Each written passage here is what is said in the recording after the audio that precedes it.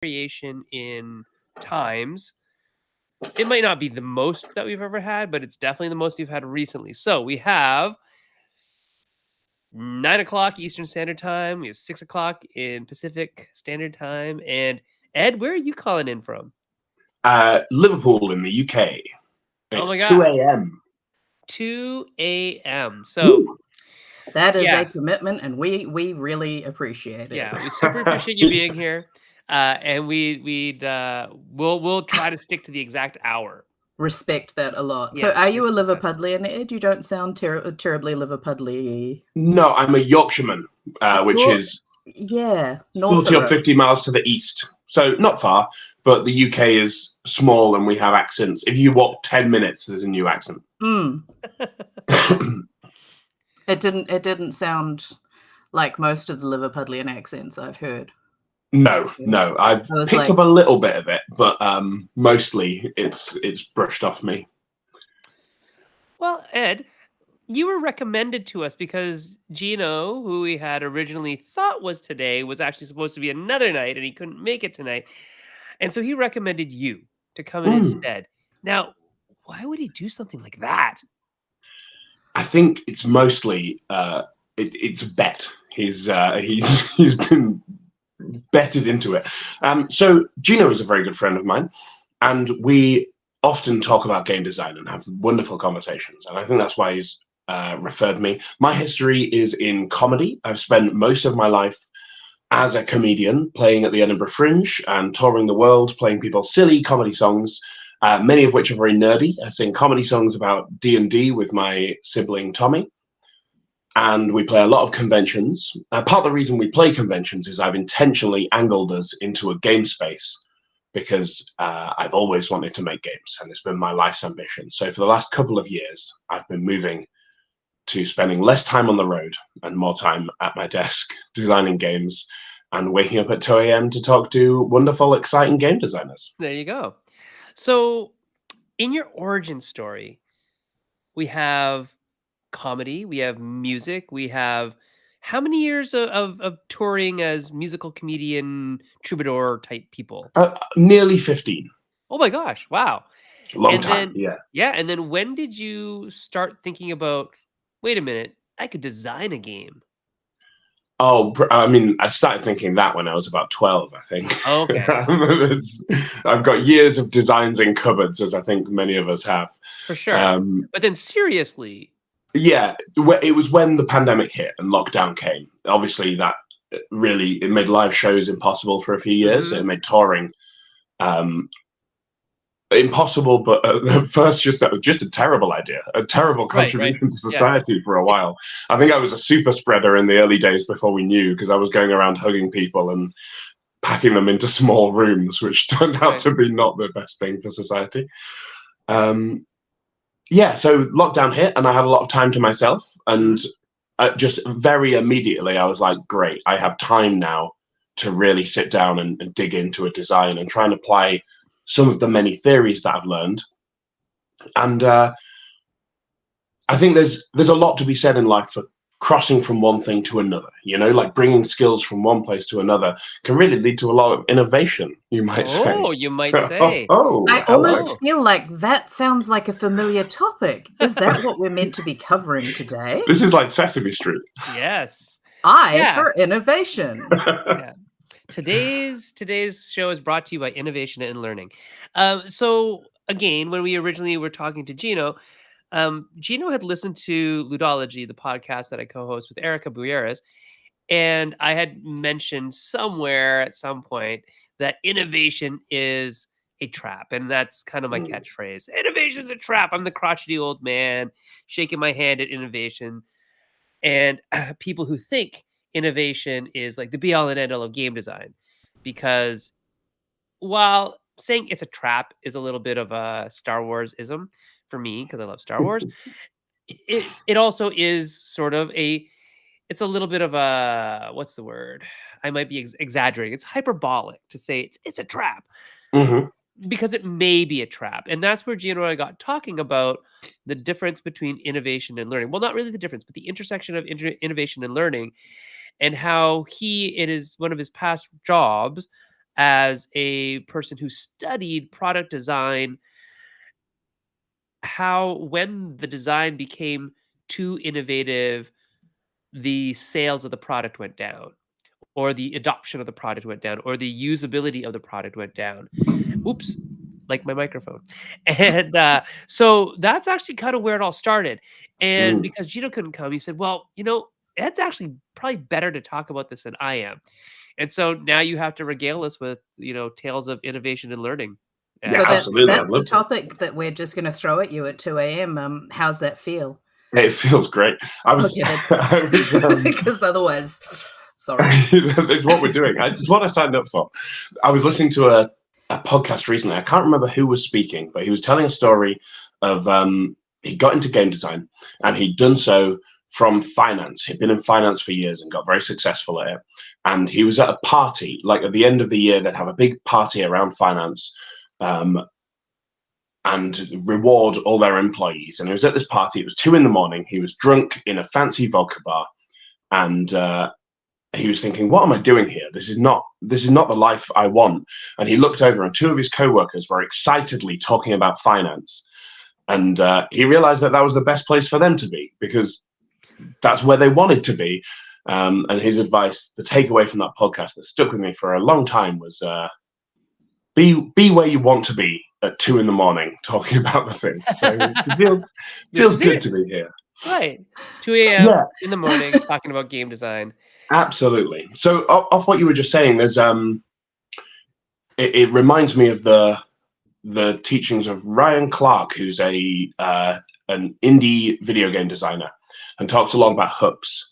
And his top line theory with a hook is you want something that is both familiar and new, Yes. and the right blend of those two elements. And it's really important to have those two in place. You obviously have to have a degree of accessibility for the thing so that people can come to your design and have bits that they click right into and bits they're comfortable with, so they don't have to learn 1,000 new things. Not everything in a design should be innovative, but you also need something that's exciting and going to draw them in the first place. And that could be mechanical, obviously, but it could also be thematic. It could be about reaching a new audience, which is often a type of innovation. And so I definitely agree with the innovation is a trap hypothesis, because if you just try to innovate everything all at once, then you're going to end up with something vastly inaccessible. And I think a lot of the time, innovation really is about making things more accessible, like making things simpler or moving them to new audiences, can be immensely successful, and is not about having 800 new bells and whistles attached to you, whatever it is you're creating. Well, Yeah. sometimes simplicity itself can be the innovation, right? Right. Yeah, Right. often, yeah. That I leads think me like Sushi Go, which is basically like, can you boil down drafting to the simplest form, and then you've got a brilliant filler game, which is it's literally solving a problem for people, because so many of us, you host a game night and people haven't turned up yet, and you need something to play for 15 minutes before the rest of the people arrive. That's a problem to solve, and often innovation is about problem solving. That's a really good way of looking at it. I like that. It's interesting because Erica Bieris and I were talking about this on Ludology. We're talking about this phenomenon that she's been seeing lately. She had gone to a game day with a bunch of other designer friends, and played like 20 or 30 new games. And she was saying that a lot of them just felt like other games, but done faster or more streamlined, where it was almost like the edges had been filed off too much. Yeah. Mm-hmm. And so we were saying here, or we're agreeing that sometimes simplicity can be the innovation. And she was saying that none of it was inspiring from a Mm. design point of view. And Mm-hmm. she wondered where those products would actually fall. But but her point was that old gamers, people who have like, couple hundred Excuse games, me? older gamers. Well, experienced gamers, I don't mean age-wise. I mean I mean, I'm feeling that that's what you mean. what? that I That you mean, mean is old I people think that's lived with in you, space Kat. no. simplified for them. I mean people who have played games for a long time and have multiple shelves and calyxes full of games. So So you, yes, but not because you're agedly old, but that Experience I'm gaming. making this experience. about me because that's important. Okay. Yeah. Now go on. But anyways, Tell the your point story, the unless I point ruined it. no. The point was that people like Kat, wouldn't necessarily go buy these new games because Oh no, you're wrong. I I'll buy know, it. I'll buy I it. know, If it looks cool, but, I'll buy it. So people I'm would. not your audience for this. Other people that have lots of games might say, "Well, I already have that just in a different version that takes a little bit longer. It's not worth my money to buy this new streamlined version." You mean adults? Oh, yeah. Adults Yeah. who have critical thinking skills and Yeah. budgeting skills, Those sound overrated. right? But, I do think that there is some value in considering that streamlining and simplicity and all that kind of stuff and moving from for different audiences is innovation. And I would say, thinking about it that way, that maybe those games aren't targeting the Mm.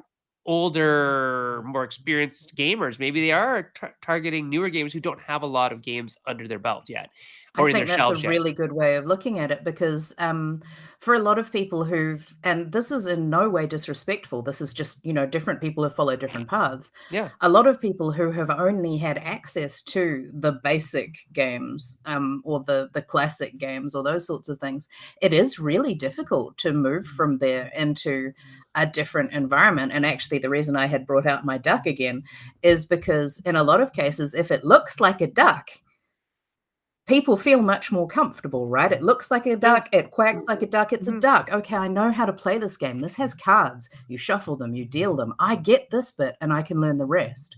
And Yeah. that's magnificent onboarding. Yeah. So that's the bit that I just thought was that I think that part of simplicity and elegance is something that will appeal to everyone. But if we take it too far, it's going to lose the people who want that extra complexity or who've already seen this Yeah. and feel like it's Would- reinventing the wheel. And I think that's a really interesting sort of tightrope to walk in a way as a designer. It's mostly a marketing question, right? So who is this for? Mhm. Who's the audience? Exactly. Product design Putting it in as the right well. place. And because I think that's the thing with innovation is what we're talking about here is quote unquote new ideas, and who those ideas are new to Yes. is, To whom is this a new inherently idea? part of it. Like there's so many games which are about teaching which are useful for game designers to teach new players a single mechanism. Like you want to teach drafting, Sushi Go. There's a lot of games of that sort, and some of those mechanisms that we're so used to will absolutely blow people's minds the first time they encounter them. Yes. You put them down to play a deck building game and they're like, what, the deck is building? And whereas we're like, oh yeah, it's got deck building and actual drafting and worker placement, and all these concepts are built up over time. They're building blocks of understanding. Mhm. Like Magic players who bring in all of those, all of the Magic terminology and so forth. And then there are people like me who are sitting there going, nah, no idea what. Not for me. This is horrible. And they've used all their shortcuts because they're all things that they understand in common. And they're like, oh yeah, you're going to, thing this card and do this thing. And I'm just like, Yeah, and exactly. trying to leveraging that shared knowledge is awesome in some ways, but it can leave people behind as well. So Yeah.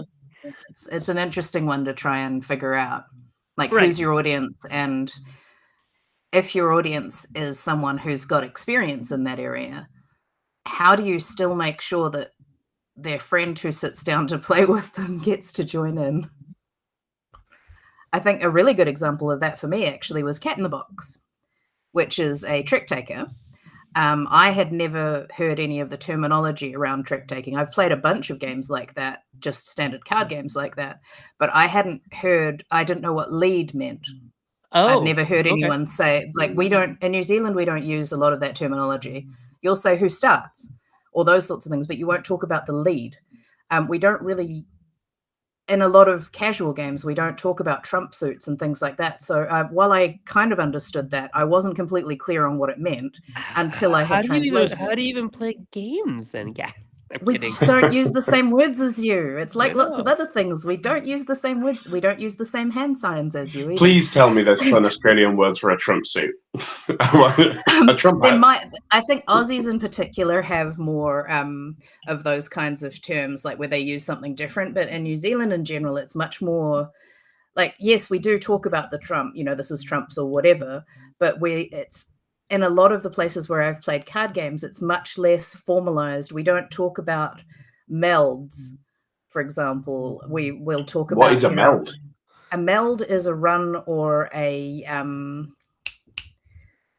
like a pair. It's where you put a group of cards together in a way. So like if they're all matching, like twos, like you've got a bunch of twos, or 1, 2, 3, 4, 5. All of those are melds. They're ways that cards are joined together in games like in Rummy. Yeah. All of those sorts of ones. Now we don't use that term, and you clearly don't use that term either. But No, I bet you've played Rummy type games. Huh? Have you played Gin Rummy or any of those sorts of games? No, I'm not a big traditional card game player. Neither was I really, but I did play them a lot. And that's the kind of thing, it's like this assumed shared knowledge that isn't actually necessarily shared, even though we've played these games. And because there was this assumption that I knew that knowledge, I couldn't actually figure out how to play Cat in the Box properly. Because the rules assumed I knew stuff. And so I was trying to figure it out, and we actually played it incorrectly because because they made so many vocabulary assumptions in there. We weren't actually completely able to understand the rule book. And we found out later we'd been playing it incorrectly by watching other people and went, oh, that's what that must mean. And that's so interesting because Hoyle, where all these terms come from in some way, I don't know if he's the one who invented them. He was like British. So I wonder where that all comes from. So interesting. There's a lot of British stuff that didn't go to New Zealand. Yeah, and we're also a lot less formal about a lot of things. Yeah. Just one of those things I find interesting. There's another point there around accessibility and innovation in that you found the rule book difficult to interpret because it's full of phraseology, and you just said, we figured it out by watching other people play it, which is like watch it played. That's an innovation, isn't it? That we've had years of people struggling with rule books, and the rule book itself, that's a solution to the problem of how do you teach this game. We'll use the written word. Printing, that's a new invention at some point. Let's print the rules on a piece of paper and distribute them in the game. And over time, we've found new technology has provided new solutions to that problem, and it's been very successful. Yes. It's such an interesting, that is an interesting innovation, because being in the industry as long as I have, because I am capital O old, that I've gone from, or I've seen people go from, oh no, we're never making videos, to here's a QR code, and we might not even include. We're not going to give you any paper. Yeah, so it's so interesting. I'm still of the mind that everything that you need to play the game should be in the box. Yes, please don't leave the rule books out, because a lot of people deliberately unplug to play games, and then they have no way of actually watching the rules. Yeah, so I think that's a little bit too much, but so let's go back to the idea of learning and innovation. I think we just actually are here right now, but let's focus on that. Where if we have all this new stuff, like let's say I'm a brand new designer and I don't believe innovation is a trap, and I make this thing that has like a really weird theme and a really innovative mechanism, where instead of dealing cards, you stick them to the back of a binder, and you're like flipping pages in a binder to, that's your hand of cards is the page that you flip to. I don't know. It's not a good game, everybody, but it's innovative. It's innovative, right? So why is that hard to learn? What makes that hard to learn? Or what makes any innovative thing hard to learn? Well, part of what we're talking about here is a lack of building blocks, right? Like a previous understanding to construct that out of. There's no connection between this and something that we may previously have played. Interesting.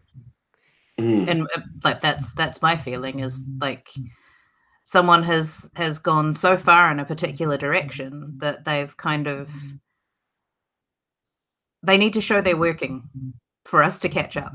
Yeah. Right.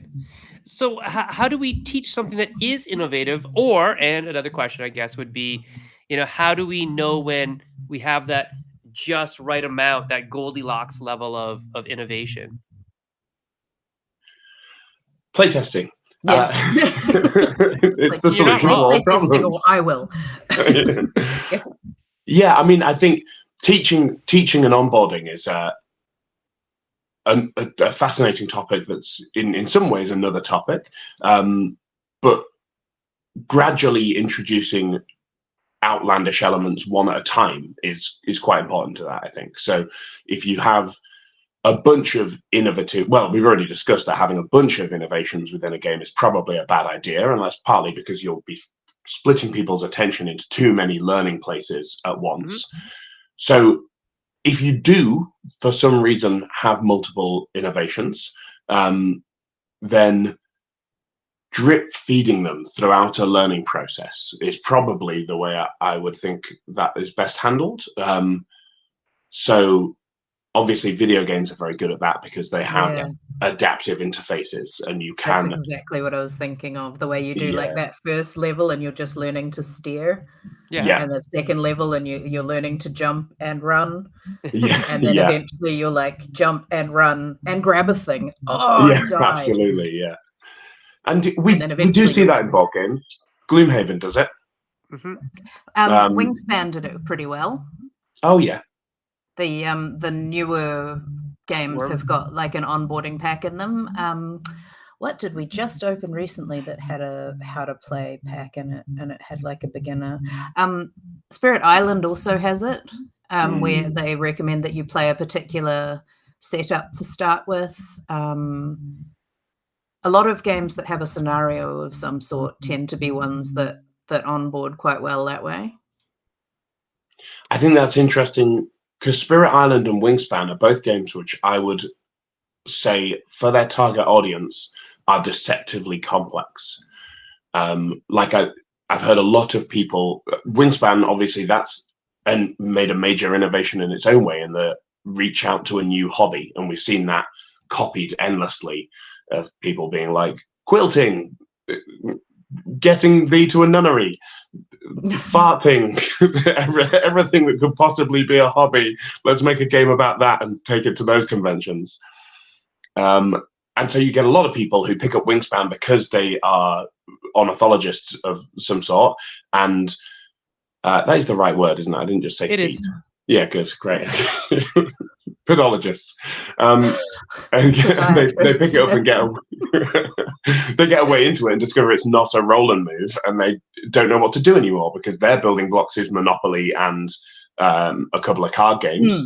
And there's, while for most board gamers Wingspan is quite simple, for non-board gamers there's a few new concepts at once, so it makes complete sense to introduce a drip feeding onboarding. That's why it does it so well, I think, because one of the things I think that Stonemaier do really well is they listen to their audience, and the next time they bring it out, they make the changes. So they've also done like cards that are more legible, so you can buy like cards that have a layout that is designed for people who have older eyes or who have like reading comprehension things, all of this kind of, so it's all made bigger and easier to absorb, and they've taken out a lot of the visual clutter that makes it interesting for your average player but makes it really a barrier for people who just need the information on the card. So those kinds of things, that's an innovation that I think assists with accessibility, having different decks of cards available. That is a really interesting topic, Kat. So before we go on, Ed, so you're picking up a lot of everybody else's chatter in your mic. And that's what I think I muted your mic and it all went away because I'm hearing this kind of rumble in the back of my ear. One sec, what do I do with those headphones? I don't know. They were right there. Headphones for this. Here we go, everybody. Emergency It's headphones happening. in 3, 2, 1. You're going to have to extend that countdown. 0, -1, -2, -3. This is an innovative way of having a countdown, Sam. I'm thinking, while this is happening, are you there? I'm in. You achieved Yeah. it? Yes. Achievement unlocked? Yes, it's good. This Yes, is so much cool. better. Level 2. Yeah. So what I was gonna say is that those ways of making games more approachable, accessibility features like for vision, for reading, just better layouts for different people. That to me is innovative, and I Low think text. that's a really neat way of doing it, um, where you're not really innovating on the mechanisms and the thematic elements. Then that's I think where most people start thinking about, oh, I need to be innovative. I need to innovate I in have to some use way, shape, or dice in a form. new way. No, you don't. You Use them know, in an interesting way. Make it yeah, fun. like new and interesting are two different things, right? Like White Castle, the White Castle. Sorry, not White Castle, the burger place. Also good Um, though. If you're hungry, I don't Is know. it? I don't know. I'm Canadian. What do I know? I don't even know if I've had White Castle. I'm just anyway. That particular game uses dice in a really interesting way. And of course, there are lots of other games that use dice in an interesting way, but that's the one I've played most recently. And at the same time, while it looks super simple, so it's just some dice on a wee bridge and you place them kind of as your workers in a way. And I'm sorry, I know I'm oversimplifying for those who know the game really well. Just bear with me. But if I were explaining this to someone who didn't know very much about board games, I would say you have some choices about some dice to place, and then when you place the dice, they unlock extra abilities that you can use in those particular locations. And that's something that is also sometimes called worker placement. So when you place something somewhere, you get to do the thing that's in that place. And then if they've done any of those types of games, I can tie it to that. But what's interesting about this particular one is instead of it just being a little meeple, which is a little character, this is a die. And so the things that it can do change depending on how it's been rolled at the start of the round. So that is the innovation in a way. I don't know if you've played the game, Zen. Yep. Or has Yeah. anyone played it? Is it Yeah. just me? No, I played it. Dice placement Okay. games are interesting because they And not new, Yeah. but yeah. So that is my main stickler, my main sticking point with innovation is that people, I think, mistakenly think that publishers are looking for things that are super innovative. And I mean, even Ed, in your line of comedy, there's definitely innovation in it, but is it so innovative that it's unapproachable? And what would you say? In what adding comedy in what sense? Sorry. Well, so for your comedy music stuff that you Yeah. do, is it inaccessible because it's too innovative? Or is it innovative enough that it is still accessible and interesting at the same time? Yeah, there's an interesting thing here that demonstrates one of the points we've been saying is that our entire career we dance around on stage and we play guitar and we sing comedy songs about D&D, and there's all these things. We'll go to comedy clubs with that have a relatively established old-fashioned comedy audience, and audience members will come up to us after the show and say, "Wow, I've never seen anything like that. How do you come up with those ideas?" Yeah. And then we get reviews from critics or people who are well established in the industry, old comedy people, and as it were, who will say it's old hat. It's a good representation of something previously well done. There's nothing original or interesting here, and I'm completely fine with that because I care about the audience rather than the critics. I'm not particularly bothered about industry attention in that way. And I think that's a great demonstration of the fact that innovation is really about who is the idea new to. And what is stunningly original and bizarre to one person can be dull and and well trod ground to another. Like the first time most people discover, say, Monty Python, they're like, "Whoa!" And for Yeah. most of us who've experienced Monty Python in most of our cases for most of our lives, we're just like, I mean, it's still enjoyable. There's some dated stuff in there, but yeah, I can, sure, It's literally yeah, 60 years old now, isn't it? Is it? Oh Yeah. yeah, yes, it's ancient yeah, history. Yeah. yeah. So, that's so well built into the lexicon of, and that was literally innovative when the It Python was lads shocking. It was exactly, world yeah. altering, and now it's part of like the fabric of comedy in a lot of ways. Like people can just quote, a tiny bit of a Monty Python skit, and everyone who has been around in that industry can understand it. And also they can use it as kind of an onboarding of sorts in a way to like, you know, you Mm. can lift people into your new storyline by introducing it with, I mean, it could be about Latin, and you might say Romanus ite domus, and those who know will know, and Yeah, those who yeah. don't know will just be like, "What are you up to?" And that's fine.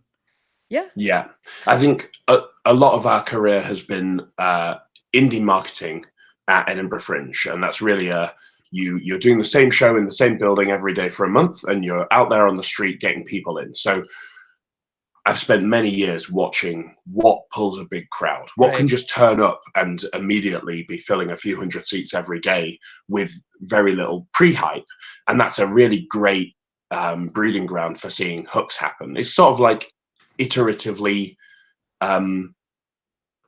It's like finding out what works and what doesn't, right? By exactly, actually and it's doing quite a it or fast loop witnessing it. Yeah. Yes. Oh, you can compared to very like quickly see if you get a response or not to something, right? Like you run a exactly. joke the first night and everyone goes, you're like, "Right, cool. Yeah, Not that well, one." that's why we got into comedy originally, is because it's very like comedy, very like games. It's iterate and playtest Mm. material, put it on stage, see if they laugh, rewrite it so they do laugh. Sometimes Workshop it. rewrite You it gotta so they don't workshop it. laugh and Yeah. then take it back. And just like playtesting a game design, you can actually do that right then. Just go, all right, well, I guess that one didn't work. Make a note of that. Oh, Yeah, and that can yeah, yeah, actually yeah. be part of the thing you do. Like just that realism Hmm. is what connects people in a lot of cases to the comedy. And that works very well for building up your audience as a game designer and for making your playtesters feel like they're part of your process too, which is nice. Yeah, yeah, absolutely. Yeah, I think just seeing a few hundred people attempt to pitch a new idea every year, you go to Edinburgh and you see it's sort of a running joke that there are 1,000 things that it's Shakespeare, but which is essentially a formula for a hook, right? Like it's Yeah. Shakespeare, but they're drunk. Yes. It's Shakespeare, but all the cast members are ducks, and you're essentially being like, which of these is both new and innovative but also desirable? And the answer is usually not many of them, but every No. now and then someone comes up with something And it hits. and it hits. And that's I think another great way to approach, if you want an innovative design, take something from elsewhere and bring it in. So one It's of Edinburgh Fringe's long staples is Shit-Faced Shakespeare, which is a Shakespeare show, but one cast member is chosen at random before the show, and half an hour before they start slamming shots, and then that cast member has to do the Do the whole show like half in the bag. to exactly. be Line. or Yeah. George is asking a question. George V. Dreyer asks, do you just develop a feel for how much new stuff is too much, or do you have a sort of formal approach or structure? Ed, do you have a formal approach or structure, or is it just by feel where you know that's too much? Or is it playtesting? Is that the formal structure? I mean, for me, I would say that has to be playtesting. Is figure out who you are pitching towards and get the game in front of them and find how they handle it. Because that's becoming a broken record here, but it really is about who is this innovative to, and who's it and for? exactly, and you Those don't two have their things are very brain. important. Yeah, yeah. Because if it's innovative to this group, but it's not for that group, it doesn't. Well, no, that's a really good point, Kat, because I think I think a lot of people there's a slight section, a small section of the people on those design forums who are like, I don't think about my audience at all. I just make a game for me. And that's well and good. And you Is might it? like innovation, but or you might be innovating for yourself because you're a very experienced gamer. Most game designers are. Not all though. Some game designers aren't. And I think that way can lie disappointment depending on what your goal is, right? If your goal is, and I just honestly assume most people's goal is commercial success. Not because that's my goal, but that's because that's the goal that I hear most often. I want my name on the box. I want to have my game sold in stores. I would love a publisher to pick up my game.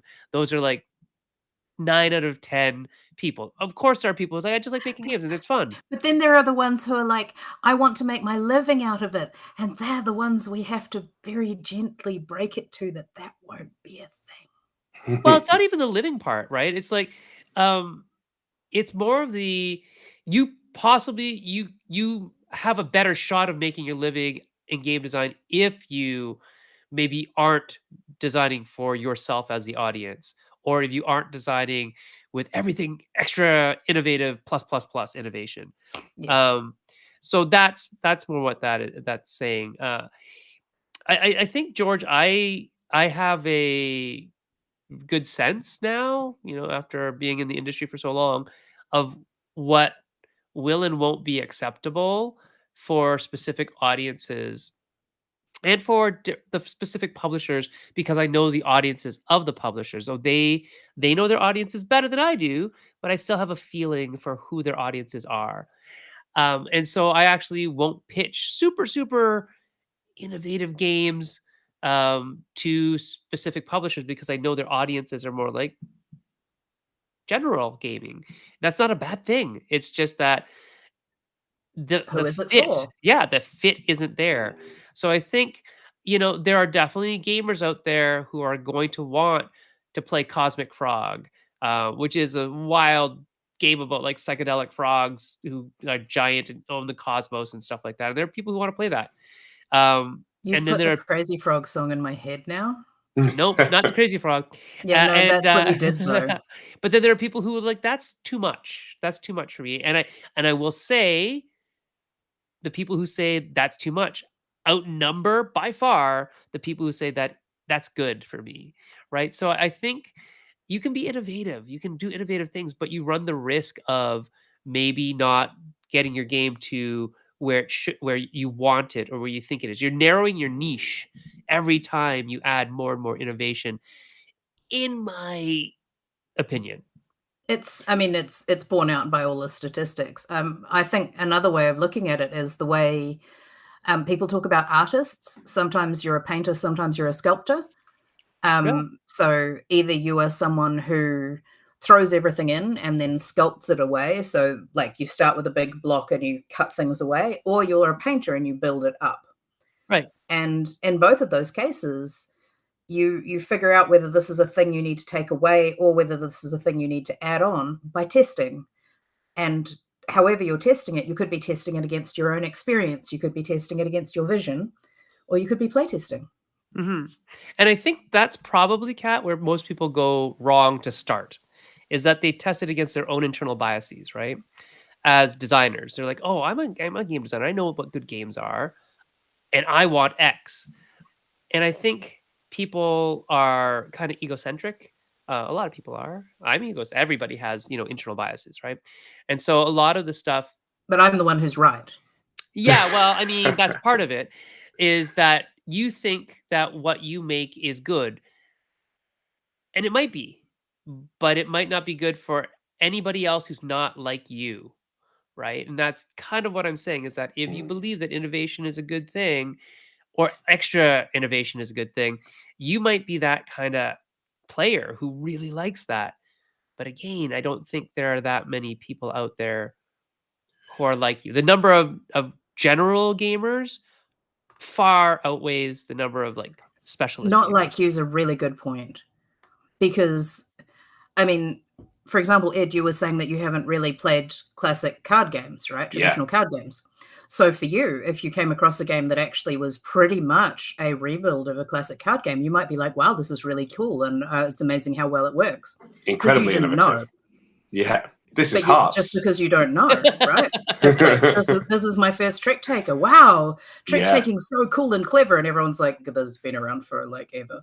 a Well, few hundred that's an years. interesting thing, right? Because when the Crew came out, I'm sure it introduced a lot of people to trick taking, but also it was innovative to people who like trick taking games. I've played trick taking Mm, games since I was able to hold cards. Big Two is a big thing in Chinese communities, and euchre is a huge thing in northern communities. So I ended up playing a lot of cards. Um, and the Crew managed to capture my imagination in a way that other trick takers really haven't uh, ever since, the traditional games were like good enough, right? It's like that's good enough for me to play. But the crew, sorry, D crew added all the extra little story bits that I thought were really interesting and the goals, which were really cool. So yeah, you can Well, innovate on as old Troy things. mentioned, Scout is another innovative trick-taking Hmm. type one. I mentioned Cat in a Box, where generally trick-taking relies very heavily on the suit. And in Cat in a Box, have you both played it? No, I have not. I've not Okay. known. Basically, what you're doing is you're allocating the color to the card that you're playing. So every card has no suit until you assign it. So that's why it's cat in a box, like Schrodinger's cat. Yeah, Kind of, you don't know what Ah, suit this is until you've assigned it, and nice. right. that's super clever and really interesting. And it's got a lot of depth and a lot of strategic complexity, and it's a very satisfying trick taker. Mm, Except if you don't understand the thing that you need to understand in order to make it work, and you don't know where to place the thing in order to, like, if you don't understand that what you're yeah, doing when you do this is that you're saying I've got no more blue. If you don't understand that part, none of the rest of the game's going to work, because you're still going to use blue, and therefore Right. it's that a twist restriction on an isn't there already anymore. established concept, isn't it? So you've got Exactly, and it's a very good one. But I only if you highly know the old recommend it if established you're concept. interested Yeah. in trick takers and innovation, because of the way that it's implemented. But I don't recommend learning it from the rule book, and I don't recommend starting with the two-player version. there's something you were saying a moment ago, Sen, of the more innovations, the more you're narrowing your audience. And I think that's a really interesting point, because narrowing your audience is not inherently a bad thing. Nope. And if it's good to start with a target who are niche, especially if, like the Crew, you can also appeal to a wider audience as well. But I think it's very important to ask yourself the question, can I get in touch with that narrow audience? Like, can I put this in front of those, I don't know, 100,000 people who really love this thing throughout Mhm. the world? If you've got that mailing list, great. And that's the thing with a narrow audience, though. I mean, not to bring up fetish or anything, for example, but I mean, if you get something within that audience, they're going to be stoked, because they don't often get something targeted at them, which is Oh, why the they're often mythology stoked. thing worked. Yeah. And that, and people who are deeply passionate about a particular thing, and again, not necessarily that, could be birds. I mean, I generally tend to, when I think of a theme, I tend to go and immerse myself in Facebook groups and so on who are into that theme, and I learn what it is that makes them excited about it. So I've got a game about moss that is inspired by the passion that moss people have for moss, and it is very hard to understand from the Fantastic. outside, but on the inside you're like, yes, moss, it's amazing, and you suddenly find yourself like crouching down to look at the moss on the ground, going, wow, it's not just like fluffy green pillows, it's all these little, wow. So you're telling me that you liken the moss? Hey. Hey. So and when Gosh. I say narrow audience, that doesn't necessarily mean it's small in numbers either. No. It could be Mm. large volumes, but narrow scope. Yeah. And that's Yeah, And yeah, okay if you can too. nice. All of if that's you can okay. leverage that, Yeah. Right? Because if you say so any children's game by default targets a very narrow scope because children develop very quickly. And so a lot of games that, if you're targeting a game at a 4 or 5-year-old, by the time that child is 6 or 7, they are never wanting to play that game again because they've outstripped its value developmentally. They might play it with their younger brothers and sisters or nostalgically, but are Mhm. they getting anything out of it developmentally? Not a lot, right? So a lot of times you'll see those games, they're hyped for a year for that family, for that kid, and then they just go in the shelf for when they have another kid or something. I don't know. Mhm. But yeah, it's that kind of thing that you can have a very narrow band, but that band can have lots of people in it, and that could be okay too. But I Well, I think think that's we're going actually to quite a good narrow it thing. more and more. Yeah. There's there used to be a thing that you would see buskers playing the song Hallelujah in the UK. The Leonard Cohen song covered by Oh, yeah, Jeff yeah. Buckley. In the UK, that was then covered on the X Factor, I think it was. So there was a whole separate audience. You know, the target audience of the X Factor is not the same as Leonard Cohen's crowd or Jeff Buckley's crowd. No. Um, That's funny. so you'd see buskers playing Hallelujah, and loads of people would gather being like, oh, I love this song. This is my song. And they were from all different walks of life. Yeah. And I bet So, most of them didn't know the original. yeah, absolutely. But also, they probably didn't really know each other's version a Right. lot of the time. And um, that's incredibly powerful because you have a very large audience of people, each of whom goes, this is special to me. And then, you know, in the case of busking, they're very likely to drop money in the hat. So if you can find a niche in the sense of this is something conceptually specific, but that appeals to a very wide range of people. I mean, that's effectively what, for example, the Hero Quest reboot did, right? Is Yeah. there's a lot of people in the world who go, oh, that's something important to me from my childhood.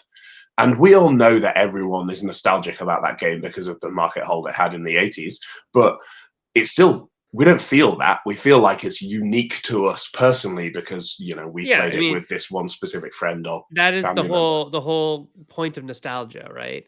That's Mm, the whole thing that restoration games is really banking on in a lot of cases. Not only do they make amazing games because there's amazing designers on the team, but they get great games to revision and update with modern sensibilities, but that still have that nostalgic feel. And that's honestly what we're hitting with a lot of the IP games. So I work on games that have really old IPs in some ways. Like if you think about Avatar: The Last Airbender, which I work on quite a bit, um, the reason why the RPG did so well is because A, it's an underserviced, um, not I was gonna say fetish. fan base. Yeah, It's it's probably a fetish for some people. I Oh, mean, I'm absolutely 100% certain there's a rule about that. yeah, that it's a, underserviced fan base, and it's a lot of nostalgia, and Mm, at the time when we were doing the RPG, Netflix had just kind of finished its run of or loading all of the streaming episodes, right? And yeah. so people who watch it as a kid when they were like 12, 13, 14 are now introducing it to their kids, right? And now their whole family is into this thing. And so this nostalgia hit was very, very positive for us. And Mm, I think that that is a good thing that you can use that one piece that people have what we call in acquisition of learning, we call it background knowledge. So when people have background knowledge in something, they're more likely to then adopt something that may be a little bit more innovative about that thing, right? Like, oh, I like Avatar. I like games. Maybe an Avatar game might be cool. I've never played that type of game before, but let's give it a try because I and like And if you Avatar. incorporate it, sorry, I was no, just you go. really quickly, if you incorporate it really well, you also give them the opportunity to feel clever because they've leveraged the background knowledge plus their, about Avatar, plus their knowledge about games. And so they can figure out, because you've designed it so well, Yeah. this must do that. Mm. That I think that's when you're really nailing it. What were you going to say? Pretty much exactly what you just said. Then you were That going to say background something really knowledge. smart. Oh yeah, it's so intellectual. That background knowledge can really, in a very strong way, because the background knowledge is deeply developed. You can use thematic, inherent rules explanation that comes from theme. 100%. is Yeah, so well established. yeah. In Belfort, we have two different types of workers. It's a worker placement game. If you don't know what that means, it means that you take your little dudes and you put them in places and they do things. Maybe get your resources. But we had two types of workers. We actually had four types of workers. We had elves and dwarves, and then master versions of each of those. But if you think about it, elves go to the forest, right? So elves get wood. We know that. Just in our heads, we sort of already kind of have that understanding. If you know fantasy, right? So not everybody got that, but it's still in the rules. You know, we write that in the rules. But people who know fantasy would remember, oh yeah, elves get wood, dwarves get stone, right? And the two of them have to go together to get gold. And there's a whole story about why that is true. Um, it's not a story for today. But we actually, well, I mean, it is because we actually had to say it in the rules. Not that we had to, but we said it in the rules so that people would remember to do it. Yeah, Yeah, yeah. elves and dwarves have to go together to get the gold because it's really dark down there, and then I think it was like the elves have to hold the lantern for the dwarves or something silly like that. But it made sense at the time, right? So much so that Jay wrote a whole comic book about it. That was the first Belfort comic, the first and only Great. Belfort comic that explained why dwarves and elves have to go down to get gold together. Oh, we have yeah. Troy is saying that the rise of Pokemon branded games, especially coming out of Korea, is heavily banking on nostalgia too. And yeah, I mean, if you ever see any of like in the print and play games where people reskin, if anybody ever reskins as like Pokemon or Zelda, there are like thousands of posts afterwards. Can you send me the STLs or can we send me the files for that? Because people like their games, but they love their fandoms.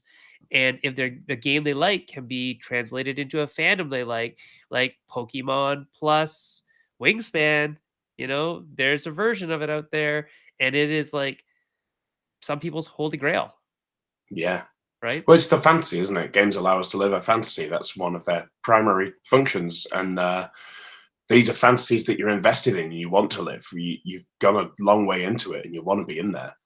I think it's really interesting that we've started talking about innovation and come around to the value of of old ideas and it's not even a different concept. You know what I mean? It's No. very much what you were saying at the start. With really, Well, one of the things that I'm doing at the moment as sort of a sidebar to my game design development, like my personal development, is playing old games. So I Mm. learned to play Go the other day. Oh, I've did you never enjoy played it? that before. Yeah, it was awesome. The person who taught me was so smart. Like they basically showed me the board and they said, how do you think you should place the tokens on here? And I thought about it and I was like, well, there are two different ways. I could either put them on the squares or I could put them on the corners. I'm going to put them on the corners and see. Yep, great. Okay, cool. Now, how do you think they should move? And I was like, I guess this. And he was like, yeah, great. Okay.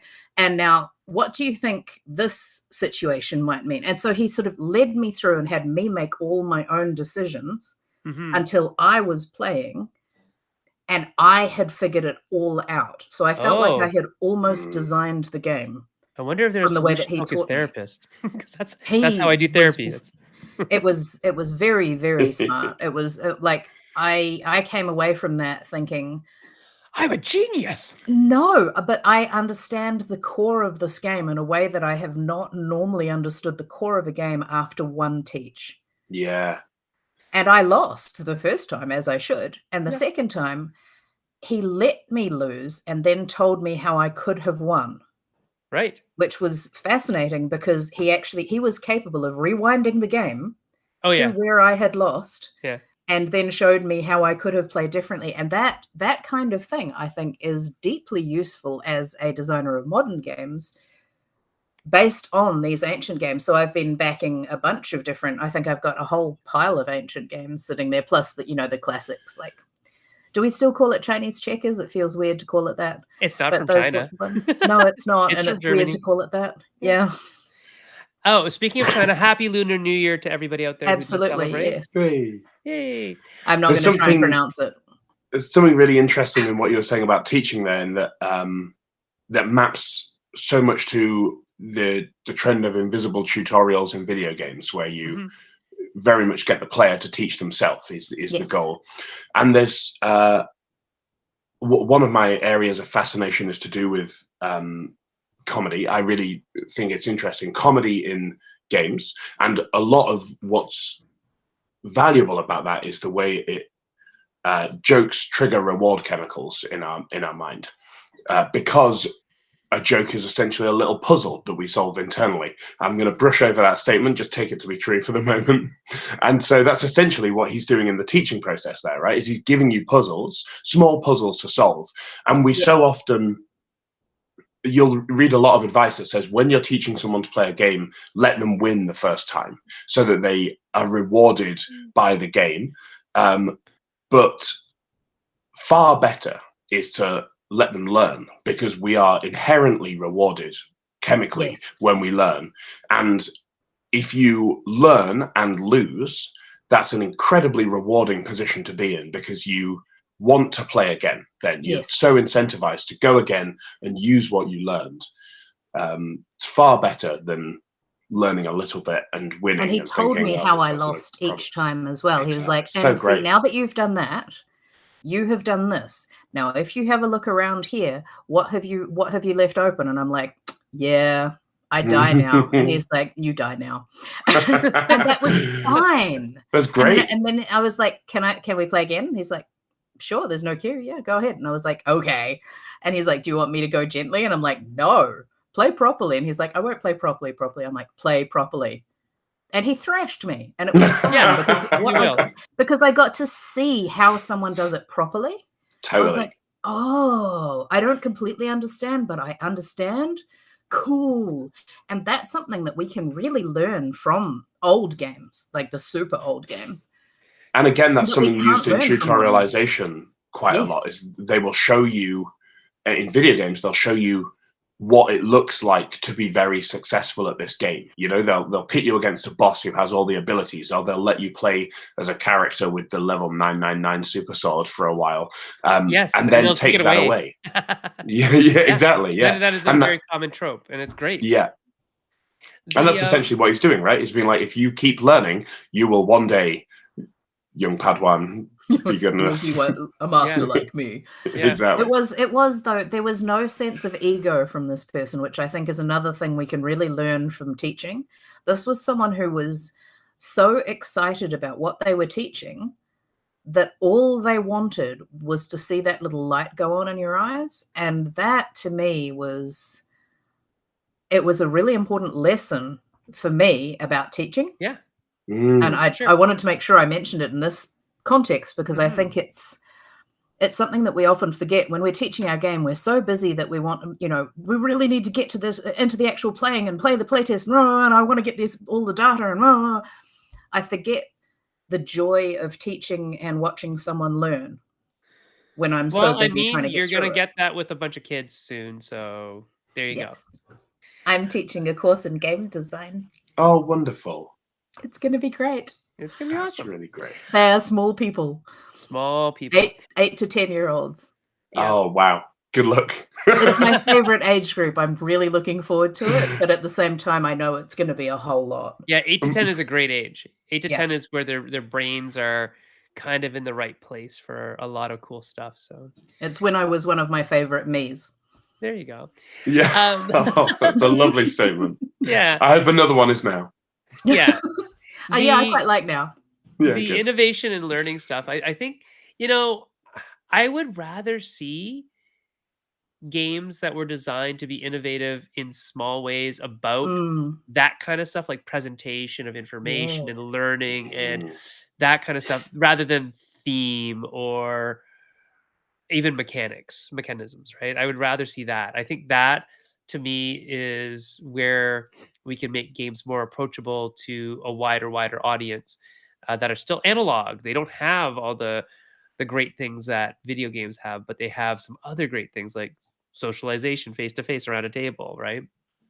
Hand-eye coordination, physical contact with stuff, doing the math in your head for yourself, right? Oh no, all that kind of stuff. Where and stuff and learning. I think that's the thing that I love most about analog games, is that you can, when you use the term grok, right? When you grok the game, that's like deeper than playing it. That's like I understand the behind the curtains stuff, which I find video games these days hide so much of it, right? With like giant numbers and lots of RNG and all this kind of stuff, where it's like, I get what you're doing, but I like these things over here where I can actually Hmm. manipulate the system enough that I know the outcome should be better because of this.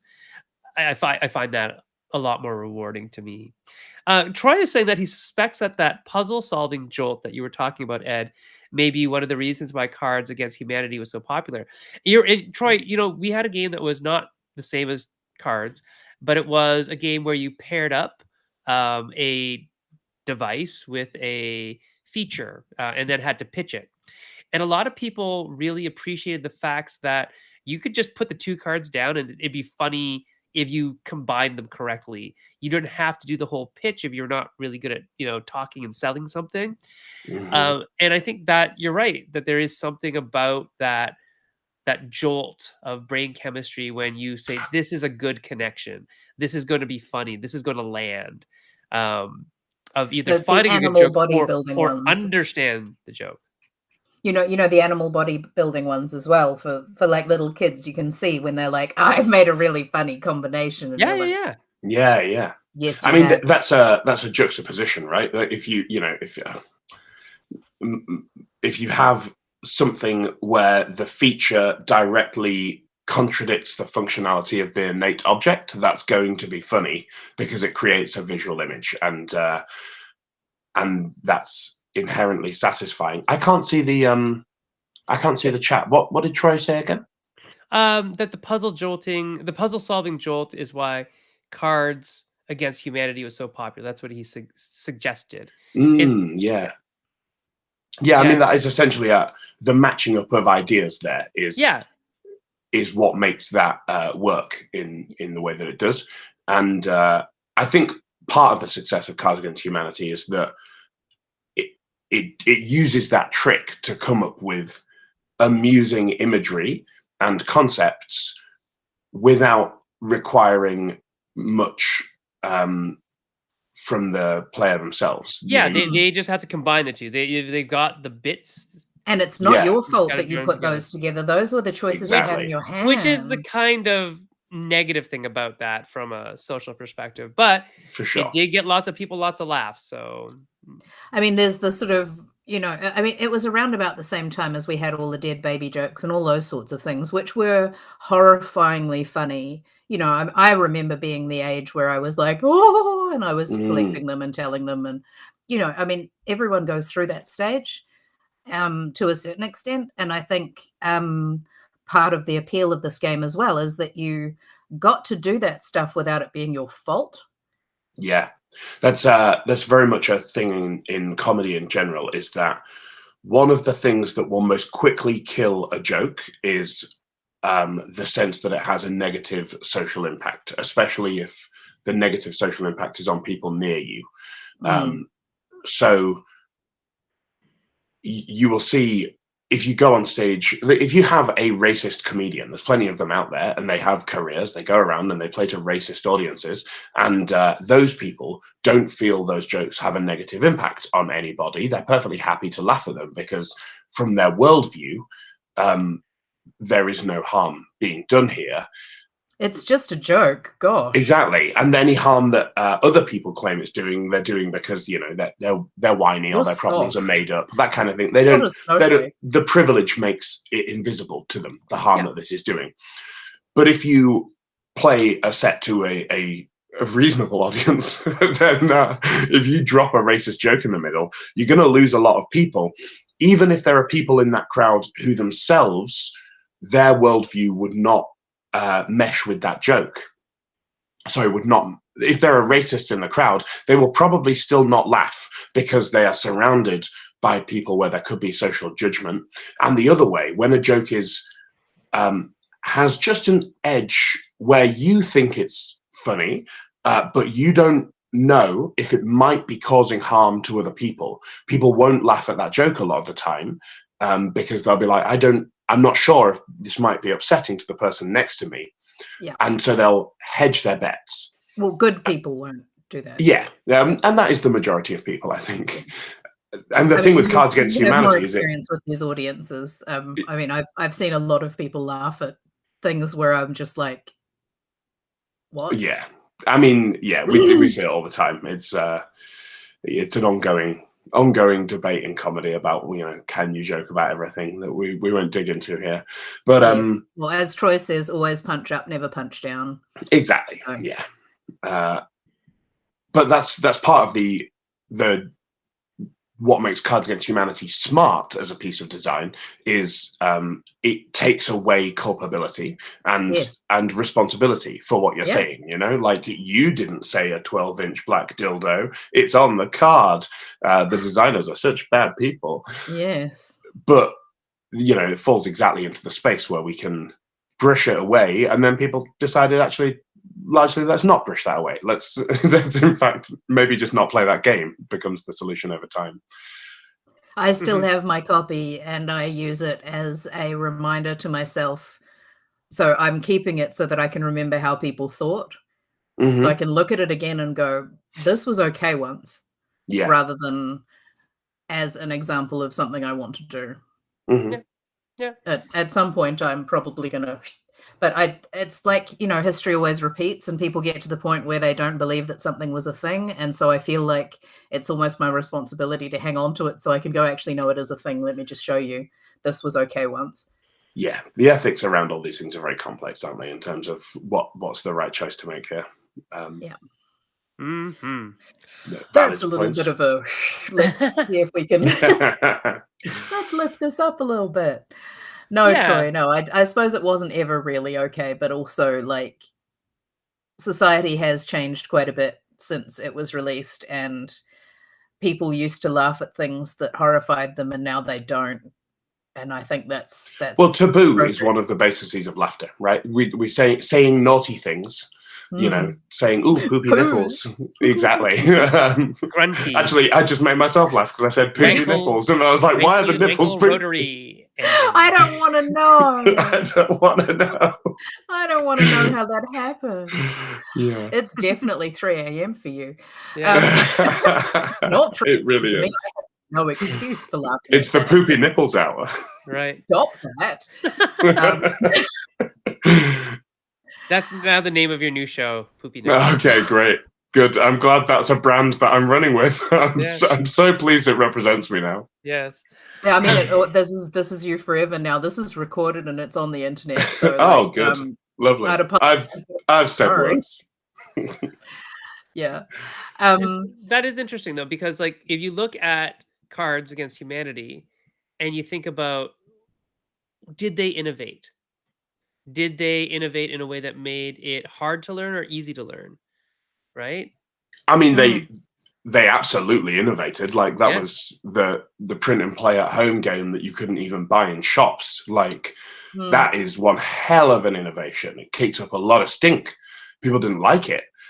And it made the game incredibly accessible to a large number of people, which ultimately I think is probably the bottom line of what innovation should be about, in inverted commas, is making things more accessible either to new audiences or to wider audiences. And Cards Against Humanity definitely did that. They were right on the leading edge of that, social media virality. Take a picture of the hands of cards and laugh your butt off because the combinations that you could picture happening in your own brain were amazing, right? Were hilarious. So I definitely think that there's lessons to learn from that game in terms of innovation and how to innovate correctly. Because mechanically and thematically, there is no real theme other than, saying naughty things. And mechanically, it's apples to apples, right? So there's absolutely no innovation in that regard. However, graphic design wise, it is a really slick production, I have to say. I think that's what's interesting about that is we've been saying games with too many innovations are a bad thing, but actually that depends on what your innovation is, right? Because I think every aspect of that game, right aspects. Yeah, it's innovative throughout, like its marketing, its presentation. I'd say the theme is saying naughty things. I think it's quite a strong theme. I mean, Yeah. it clearly is, and it's innovative as again because the history of games has that whole like the idea that games are childish, and Sure. and it's really smashing against that and saying, well, the opposite. This is the opposite of childish. It's Whilst inappropriate. also going all the way back round to childish. Yeah, Because Also- yeah. yeah, it's like This it's is- the this is just a edginess that circle, tips guys. This is over, just a and circle. yeah, it's. I mean, I loved it for a while, mainly because I backed it on Kickstarter, and I had 2 giant decks of cards, and I hadn't got all the way through, and I hadn't seen all of them, and some of the ones I saw, I was like, I'm just not going to use that one. But a Mhm. lot I of think the them, thing, right? and I mean, having the hidden card in some of the boxes, like that was clever. Like there was a Yeah. lot of Again, another innovation. Yeah.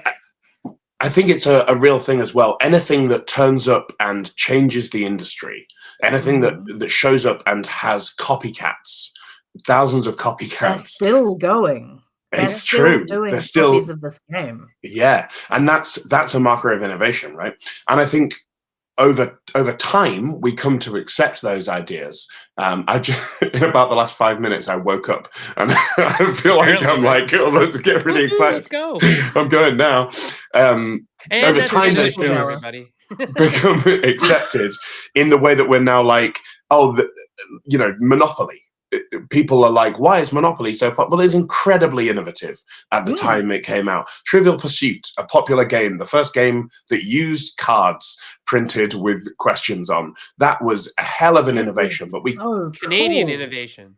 Yeah, That was It is. What was that? 1981, I think. Yeah, it's late 70s, early 80s. Late 70s, early 80s. So it's Probably around early about the 80s, same age as though. me. And I remember it being something that I grew up with, and there were more and more and more of them. And, some of my friends were just experts at it, and I was okay. And I remember thinking, I want to get better. I want to get the whole pie every time, all this kind of stuff. I mean, it's so clever. That's a good metaphor for life. Yeah. Get Do you the know whole how they pie every you know how time. they decided to make that game? Because they were missing pieces from their Scrabble game. So they couldn't play Scrabble. So they're going, I guess we're going to make our own game. Oh, wow. Great. Innovation. Well, necessity is the basis of innovation, isn't it? Yeah.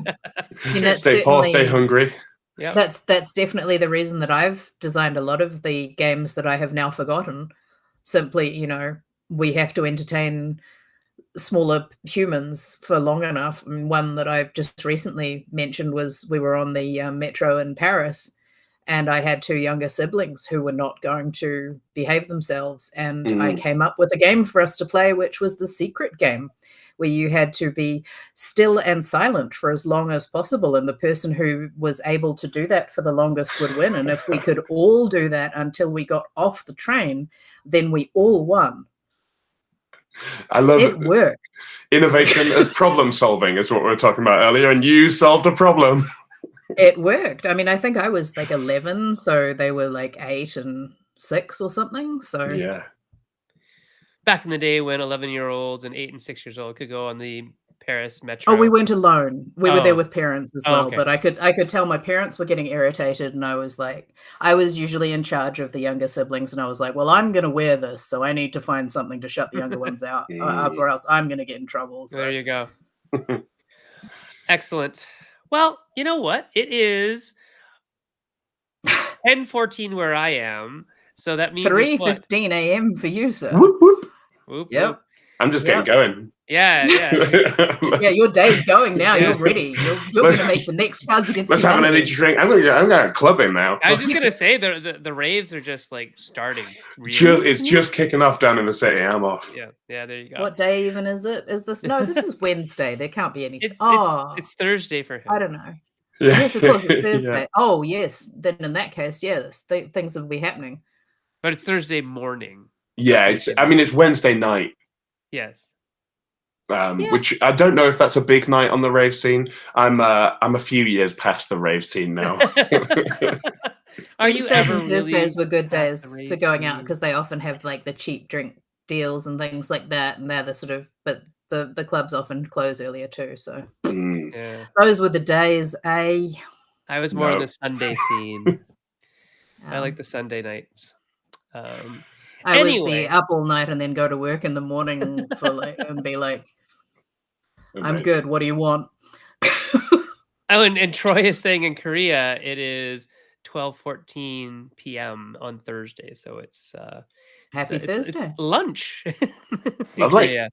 Mm. There you go. Happy lunchtime. There you go.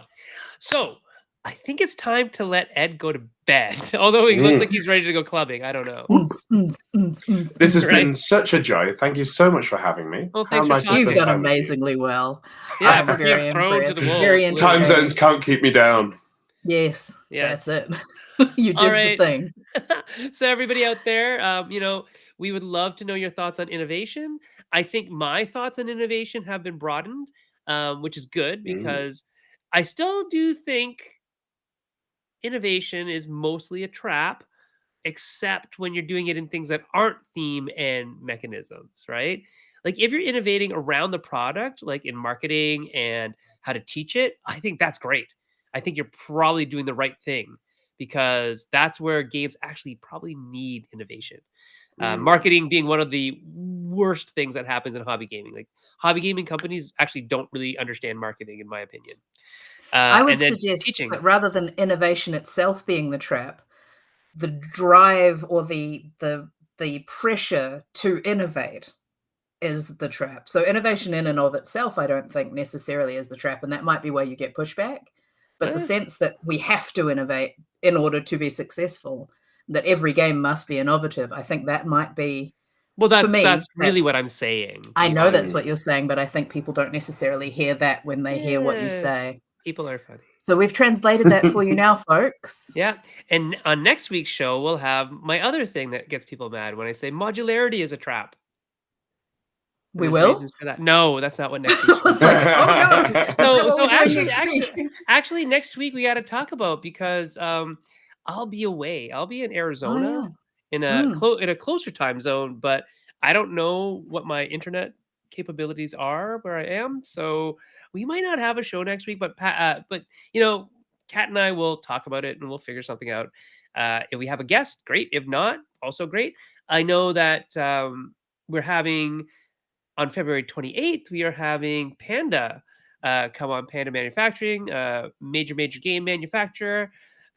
Peter Ayoun, who is a senior project manager, will be talking to us for that hour on February 28th.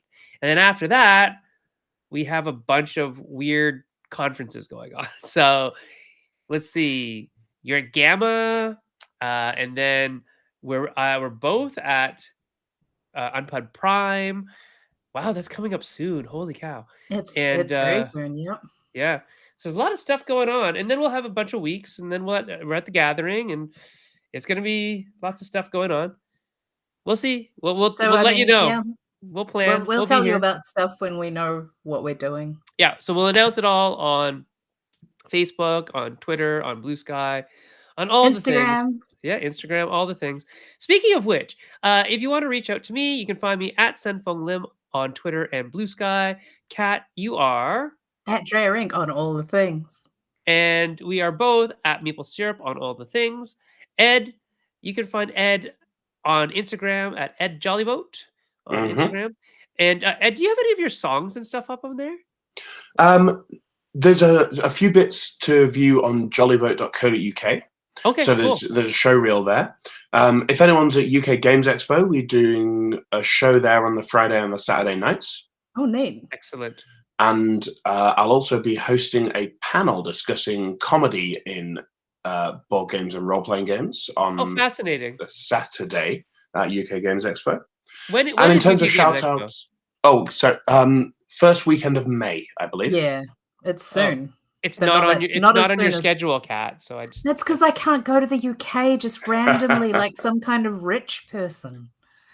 I wish I could. Anyone Yeah. want to fly me to UKGE? I will go. Come on, then. Yeah. Jump on. So Get- and what were you gonna say about your shout outs? Oh yeah, I'd just like to give a shout out to TIN. That's the Tabletop Industry Network, which is a group in the UK of independent tabletop RPG designers, primarily tabletop RPGs, also board games. That's really gaining some traction. And if you are based in the UK and you are an indie making board games or role playing games, come and get involved, because it's a community that's got some real heart to it, and it's starting to roll like a snowball. And I think there's great Ooh. things to be had from that in the You can future. get in on the ground Awesome. level. Absolutely, yeah. There you Come go. join us. Yeah. A snowball. Yeah. And if you want to support us, you can go to patreon.com/maple syrup to help keep the lights on. And Ed, do you have any final advice other than, hooking up at UKGE and joining TIN? What's another piece of advice from the one, the only, the Ed, the Jollyboat? Oh, the one, the only. I love that introduction. Are there other extra, Ed actually. Jollyboats? Probably not. I probably am the one, the only, the Ed, the Jollyboat. Well, I think, I'll just summarize what I think is the takeaway from what we've been saying today, which is innovate for accessibility. Get things to new audiences and wider audiences. People who can't access the games normally. People who either because they have restrictions on what they can access themselves compared to how games are normally presented, or because they don't have the hooks to get them interested. Find people who would love what you love and share it with them. And that's just a great way to live life in general, really. Find shiny things and share them. Make them for others. I love that. Yeah, That's really stuff. nice. Well, all right, everybody. We're going to say goodbye from 3 different time zones. Have a good night, a good morning, Ed, because it's morning where Ed is. Have good. Have a good time. And for those of you who are still on Valentine's Day, happy Valentine's if you have a person that you're wanting to go on Valentine with, and happy other stuff. Love yourself, however you want to take that particular piece of advice, in your own personal private time. But I hope that everyone is having a wonderful day. And All right, we'll see y'all later. Spending time with us. Bye. Good night.